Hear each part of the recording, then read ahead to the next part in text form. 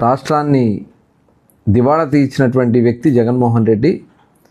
జగన్మోహన్ రెడ్డి గురించి వైఎస్ఆర్ పార్టీ నాయకులు ఒక ఆర్థికవేత్తగా మాట్లాడుతున్నారు. నిజంగా ఇది చాలా సిగ్గుచెట్టు. 5 సంవత్సరాలు ఈ రాష్ట్రాన్ని అప్పుల పాలు చేసి ఈ రాష్ట్రంలో ఆర్థిక వ్యవస్థను మొత్తాన్ని కూడా కుప్పకూల్చి పేదవాడు పొట్టకొట్టినటువంటి వ్యక్తి జగన్మోహన్ రెడ్డి.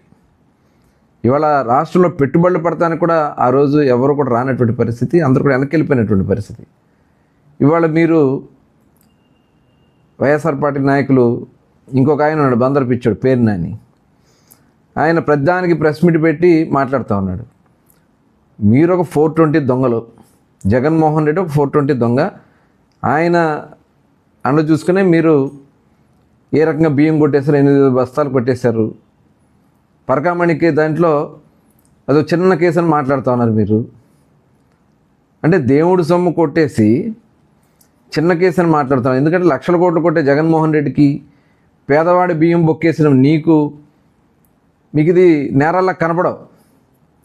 ఇవాళ అహర్నిశలు కష్టపడుతూ ఈ రాష్ట్ర అభివృద్ధి కోసం వచ్చిన ఈ సంవత్సరాల కాలంలో పేదవాడికి సంక్షేమ కార్యక్రమాలకి పెన్షన్ రూపేణా దగ్గర 50,000 కోట్ల రూపాయలు ఈరోజు ప్రజలకు ఇచ్చాం మేము. ఒక్క పెన్షన్ రూపేణా గ్యాస్ సిలిండర్లు ఇస్తున్నాం, రైతన్నకి డబ్బులు ఇస్తున్నాం. ఇవన్నీ మీకు కనబట్లే. ఇవాళ అసత్య ప్రచారాలు చేసి ఇవాళ రైతులకు డబ్బులు పడతా ఉన్నాయి. రైతు కళ్ళలో ఆనందంగా ఉన్నారు. ఇవాళ వర్షాలు వచ్చి ఇబ్బంది పెట్టినా లెక్క చేయకుండా రైతులతో ధాన్యాలు మొత్తం కూడా మిల్లర్లకు పంపిస్తూ ఉన్నాం. 24 గంటల్లో వాళ్ళ అకౌంట్లో డబ్బులు వేయిస్తూ ఉన్నాం. ఈ రాష్ట్రంలో ఎక్కడన్నా ఇబ్బంది వస్తే, మిర్చి రైతులకు ఇబ్బంది వస్తే, అలాగే పొగాకు రైతులకు ఇబ్బంది వస్తే, మామిడి రైతులకు ఇబ్బంది వస్తే ఇమ్మీడియట్గా వాళ్ళకి కొంత ఆర్థిక సహాయాన్ని అందించి ఆ రంగాలన్నీ కూడా నిలబెడతా ఉన్నాం. ఇవాళ దేశ ఆర్థిక వ్యవస్థలోనే ఆంధ్ర రాష్ట్రాన్ని ఒక ఆదర్శంగా తీసుకుంటా ఉన్నారు. మొన్న విశాఖపట్నంలో జరిగినటువంటి ఇన్వెస్ట్మెంట్ మీట్లో దగ్గర 13.5 లక్షల కోట్ల రూపాయల పెట్టుబడులు ఈ రాష్ట్రానికి వచ్చినాయి. అంటే ఇవాళ చంద్రబాబు నాయుడు గారి మీద ఉన్న నమ్మకం, ప్రపంచంలోనే అతిపెద్ద దిగ్గజం అయినటువంటి గూగుల్ సంస్థ ఇవాళ ఆంధ్ర రాష్ట్రానికి వచ్చిందంటే ఇవాళ చంద్రబాబు నాయుడు గారు ముందు చూపు తీసుకొస్తున్నటువంటి సంస్కరణలు, కొన్ని పాలసీలు, అలాగే వాళ్ళకు ఉన్నటువంటి అడ్డంకులను కూడా తొలగించుకోవడం వల్ల ఇవాళ ఈ రకంగా జరుగుతుంది. ఈరోజు మీరు ఇండిగో వచ్చినటువంటి సంక్షోభం గురించి మాట్లాడుతూ ఉన్నారు. అసలు మీకు ఏ అర్హత ఉంది మాట్లాడటానికి? అసలు మీకు దాంట్లో ఉన్నటువంటి నిబంధనలు మీకు తెలుసా? అక్కడ ఉన్నటువంటి పైలట్లకు సమయాన్ని, ఫ్లయింగ్ టైంని తగ్గించడం ద్వారా ప్రయాణికులకి సేఫ్టీ కోసం దాదాపు 1 సంవత్సరాల క్రితం జరిగినటువంటి అగ్రిమెంట్ ప్రకారం దాన్ని అమలు చేయటం తప్ప ఇవాళ అక్కడ ఇండిగో వాళ్ళు ఒక ఉద్దేశపూర్వకంగా జరిగినటువంటి కార్యక్రమాన్ని తీసుకొచ్చి రామ్మోహన్ నాయుడు గారికి లేదా లోకేష్ గారికి తెలుగుదేశానికి అంటగట్టాలనే ప్రయత్నం మీరు చేయటం ఒక దుర్మార్గమైనటువంటి చర్య. ఈ రాష్ట్రం అనేక సంక్షోభాలు మీరు చేశారు, అనేక రకాలుగా దాడులు చేశారు, పేదవాళ్ళు పొట్టకొట్టారు. ఇవాళ మీరు వచ్చి మాట్లాడుతున్నారు.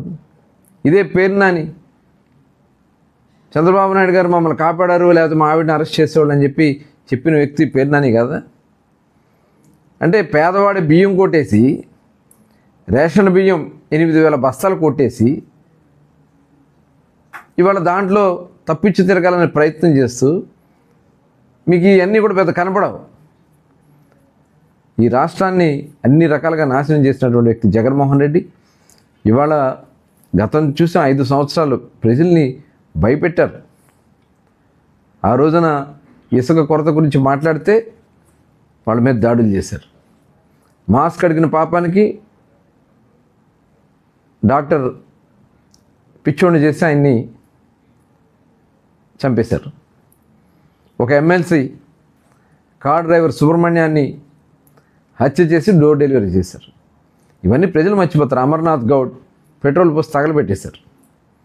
ఇవన్నీ ప్రజలు ఎప్పుడు మర్చిపోలే. ఇవాళ మీరు మభ్యపెట్టి ప్రజల్ని ఏదో చెప్పాలని ప్రయత్నం చేస్తే జరగదు. డెఫినెట్గా మూల్యం చెల్లించుకోండి. చూసాం ఇవాళ లిక్కర్లో 5 సంవత్సరాలు ఏ రకంగా దోచుకున్నారో చూశారు. మొత్తం సిట్ విచారణలో మొత్తం బయటకు వస్తూ ఉన్నాయి. మళ్ళీ ప్రభుత్వాన్ని అస్థిరపరచాలని దుర్మార్గమైనటువంటి ఆలోచనతో కల్తీ మద్యం కార్యక్రమాన్ని చేస్తే ఇవాళ మొత్తం కూడా బయటకు వస్తూ ఉన్నాయి. ఎవరెవరు దీంట్లో భాగస్వాములయ్యారో బయటకు వస్తూ ఉన్నారు. ఏది తప్పించుకోలేరు.